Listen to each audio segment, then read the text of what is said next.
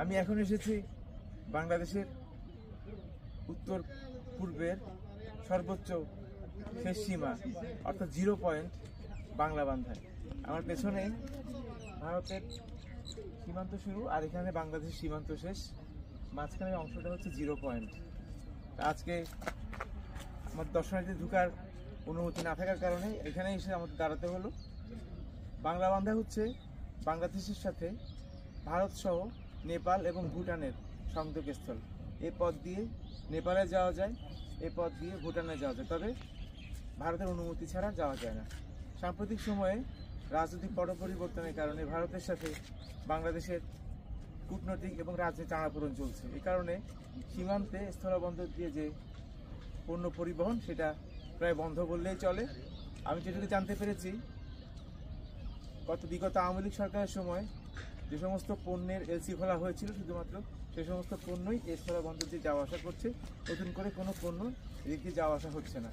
তো সাধারণ যাত্রী পরিবহনও যাতায়াত বন্ধ, দিক থেকে পণ্য পরিবহনও বন্ধ।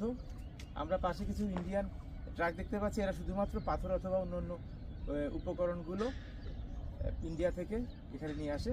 আর যেটুকু জানতে পেরেছি সেটা হচ্ছে ভুটান এবং নেপাল থেকে যে সমস্ত পণ্য এই স্থলবন্দর দিয়ে আমদানি করা হয়, ভারতের অসহযোগিতার কারণে ভুটান এবং নেপালের পণ্য পরিবহন এখন বন্ধ রয়েছে।